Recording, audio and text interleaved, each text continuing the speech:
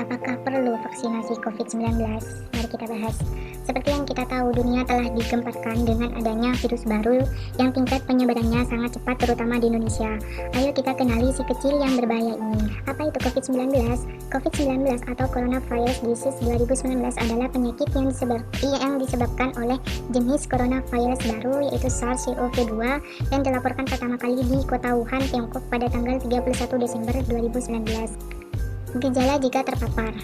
Gejala umum yang pertama demam, batuk kering, dan kelelahan. Gejala yang sedikit tidak umum, yaitu rasa tidak nyaman dan nyeri, nyeri tenggorokan, diare, konjungtivitis atau mata merah, sakit kepala, hilangnya indera perasa atau penciuman. Selanjutnya gejala yang serius, yaitu kesulitan bernapas atau sesak napas. Yang kedua, nyeri dada atau rasa tertekan pada dada. Selanjutnya, hilangnya kemampuan berbicara. Berikut data sebaran COVID-19 di Indonesia menurut sumber dari covid19.co.id. Apakah vaksin mencegah penularan COVID-19? Nah, mari kita bahas ya teman-teman mengenai apa sih vaksin itu, terus apakah vaksinasi itu, dan apa sih vaksin itu. Vaksinasi adalah pemberian vaksin dalam rangka menimbulkan atau meningkatkan kekebalan seseorang secara aktif terhadap suatu penyakit, sehingga apabila suatu saat terpapar dengan penyakit tersebut tidak akan sakit atau hanya mengalami sakit ringan dan tidak menjadi sumber penularan. Dan apakah vaksin itu? Vaksin adalah produk biologi yang berisi antigen berupa mikroorganisme atau bagian atau zat yang dihasilkannya yang telah diolah sedemikian rupa sehingga aman, yang apabila diberikan kepada seseorang akan menimbulkan kekebalan spesifik secara aktif terhadap penyakit tertentu. Selanjutnya itu bagaimana vaksin bisa bekerja dalam tubuh untuk melindungi kita. Yang pertama itu, vaksin adalah produk biologi yang diberikan kepada seseorang untuk melindungi dari penyakit yang melemahkan, bahkan mengancam jiwa.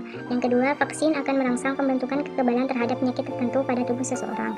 Yang ketiga, tubuh akan mengingat virus atau bakteri pembawa penyakit, mengenali dan tahu cara melawannya. Selanjutnya itu siapa sasaran penerima vaksinasi COVID-19? Kelompok prioritas penerima vaksin adalah penduduk yang berdomisili di Indonesia yang berusia lebih dari 18 tahun. Kelompok penduduk berusia di bawah 18 tahun dapat diberikan vaksinasi apabila telah tersedia data keamanan vaksin yang memadai dan persetujuan penggunaan pada masa darurat atau penerbitan nomor izin edar dari Badan Pengawas Obat dan Makanan. Selanjutnya, bagaimana sih pentahapan dan waktu pelaksanaan vaksinasi COVID-19? Itu dibagi menjadi 3 tahap. Tahap yang pertama dilaksanakan mulai bulan Januari 2021 dengan sasaran kelompok prioritas tenaga kesehatan, asisten tenaga kesehatan, dan tenaga penunjang serta mahasiswa yang sedang menjalani pendidikan profesi kedokteran yang bekerja pada fasilitas pelayanan kesehatan yang berusia 18 tahun ke atas.